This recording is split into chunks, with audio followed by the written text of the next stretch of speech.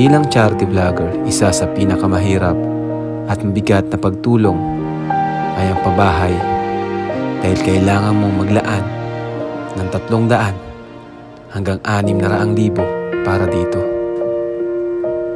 At ito ang panibagong pagsubok na hinaharap natin ngayon.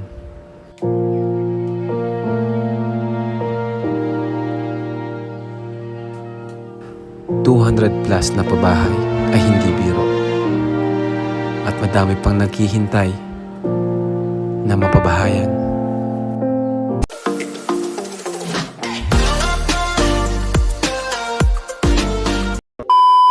Mapagpalang araw mga ka-case stories, malungkot na balita po mga ka-case stories dahil pabahay kay Viancy ay pansamantalang mahihinto muna.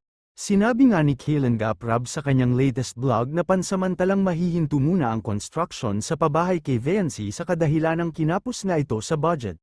At mag-iipon daw muna sila ng budget para sa pabahay dahil maliliit nga ang kanilang views at revenue kaya medyo kinakapos sila. Pansamantalang ihihinto muna ang construction ng bahay ng mga 2 weeks para makapag-ipon si Kaylen Gaprab ng budget. Pero wag ho tayo mag-alala mga ka-case stories dahil may paraan naman daw po ito at sabi ni Kaylen Gap at hindi daw po ito mabigat na problema dahil may solusyon naman daw po.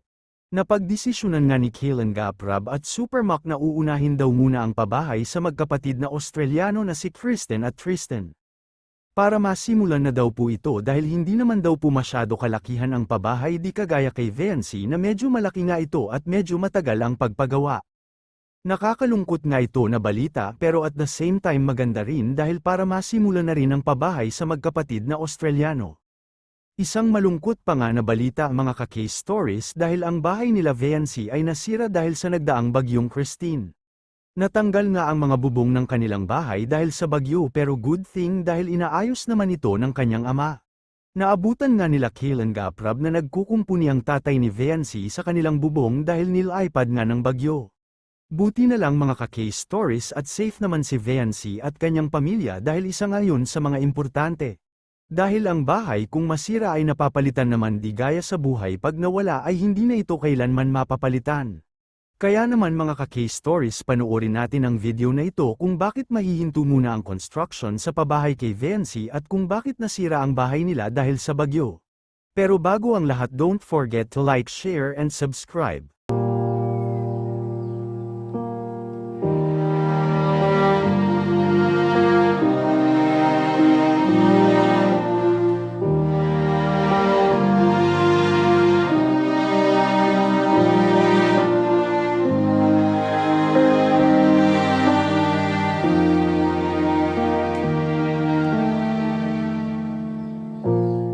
Isang pagpalang araw po sa inyo lahat. Welcome back to our YouTube channel. If you're new to our YouTube channel, please don't forget to like, subscribe, and hit the notification bell button para updated po kayo sa mga upload natin. And thank you so much din po sa mga hindi skip ng ads. Laking tulong po yan sa ating programa, pabahay, scholarship, ayuda, at iba pa. So ngayon mga kalingap, gusto ko kayong update sa bahay ni Viancy. So nakita nyo naman po yung progress at halos ibubong na rin, kunting push pa. Pero ngayon po pasamantalang itinigil muna po natin ang construction dito dahil kailangan natin mag-save pa. Siguro at least mga 2 weeks tayo magsisave, no? And habang nagsisave tayo dito, inuuna natin yung sa mga yung kina Christian, ginagawa kina Christian kaya saka kina Supermac. At samantala ito kasi yung pinaka malaking gastos weekly. Yung kina Christian naman, 'di ba? Tandaan niyo naman po yung magkapatid. Yun naman, madali lang po yun. And medyo napaka gaan lang paggawa. Kaya nag-decide po kami, ang team namin at ni Supermac na unahin na muna po yung sa kanila habang tayo nagsisave dito ng pera, no? Kaya naman po sana ipagsabay gaya ng dati kaso medyo na short din po tayo, no? At nakita niyo naman po sa mga alam niyo naman po ang views po sa especially sa Facebook. Halos wala naman na po talagang revenue sa Facebook kahit sobrang daming nanonood. Million views natin. Napakababa po ng revenue. And sa YouTube naman po, di naman po ganun ka-stable. I mean, di gaya dati na matataas yung views natin. Ngayon, mataas naman pero di siya sapat para sa bahay natin na sobrang bigat, no? Pero ako po ay di susuko. Ako po ay hindi nawawala ng pag-asa. No? Kailangan lang natin ng baga dito masyadong di siya big problem, di siya major problem para sa akin. May solusyon tayo kaagad eh. Kailangan natin magpahinga and mag-save pa po, no? Para sa bahay ni Viviancy. Kasi itong bahay na to ay hindi lang to basta pabahay natin. Ano na rin po ito eh, kumbaga karagdagang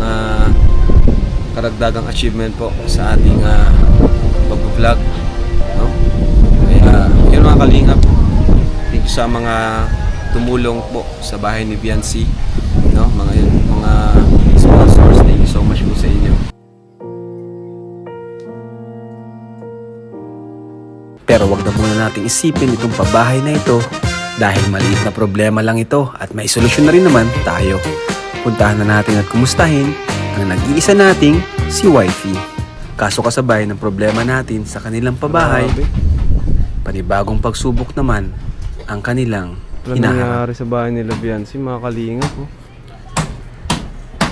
Dahil ang bahay nila Viancy, pagkatapos ng matinding bagyo, ay ito ang nangyari.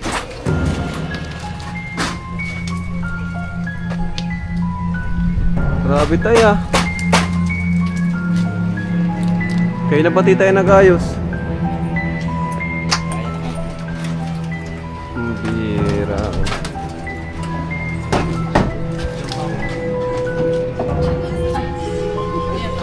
Grabe nangyari sa bahay niyo, Viancy ah.